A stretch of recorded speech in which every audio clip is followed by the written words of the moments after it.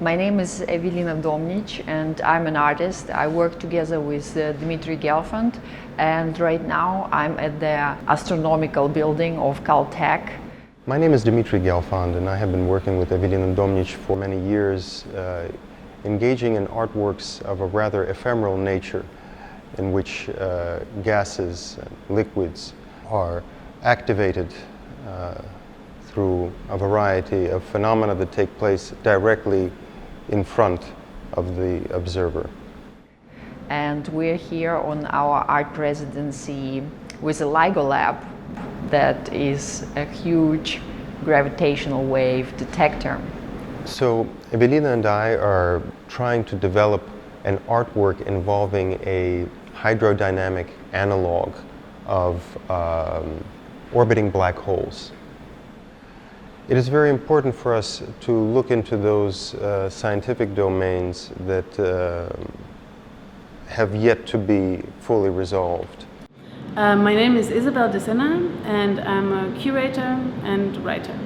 I've been working on this project for a few years, focusing on time in physics. One of the main objectives of the project and necessities, I would say, is to create something that is not didactic or propositional facts about time, but to create experiences. My name is Rana X. Adhikari. Most of my work goes on in gravitational wave detection, and so I'm part of the LIGO project, which works toward gravitational wave detection and astronomy. Gravity is this ubiquitous force that acts throughout the universe, and we're all subjects to it. There's basically no such thing as gravity. What we imagine as gravity is curving space. If you're in a spherical skating rink, which is like a bowl, and you're skating around the edge, you may feel attracted to the bottom, and it sort of looks like gravity, but it's really that if you try to go off in some direction, gravity will sort of pull you through the shortest point, the shortest path between any of those 2 points. There's this phenomenon, conjectural phenomenon of two black holes which are conjoined by a wormhole or a cosmic string. And so they found a very simple, easy way of creating this phenomenon in water.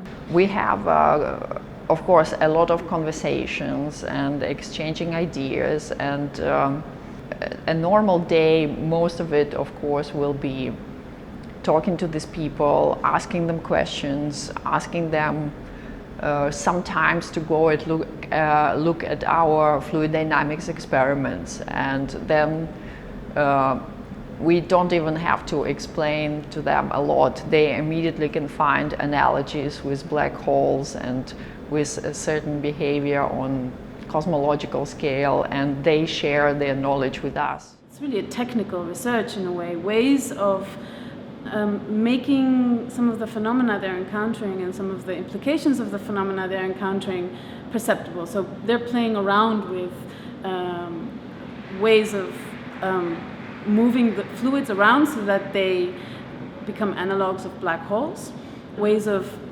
using lighting in order to create a very rich, immersive experience of that which happens inside the basin.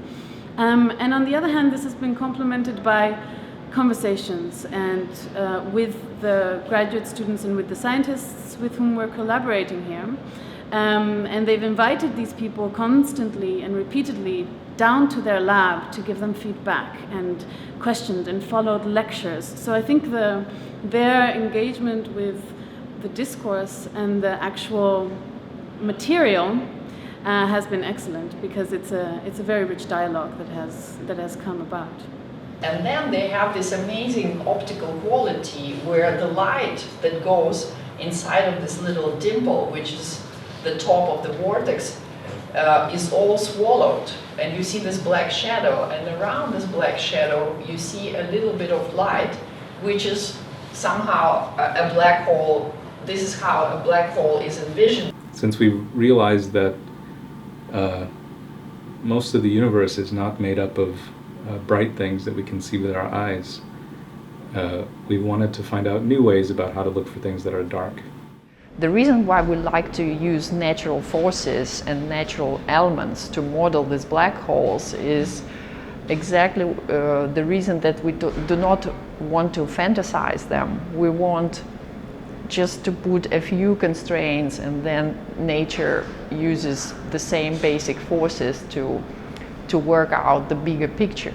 And it's just a matter of scaling it. Sometimes people say, what's the point of mathematics, or what's the point of really speculative science? Or you can also ask, what's the point of art? It's not there to soothe you, or it's not there to control your mind. But then maybe a better question is, what's the point of everything else? What's the point? I don't know. We are humans, and that's the point of being human, is that we do and appreciate art. It's a way for us to interface with ourselves. And what's the point of science? It's a way for us to interface with other things.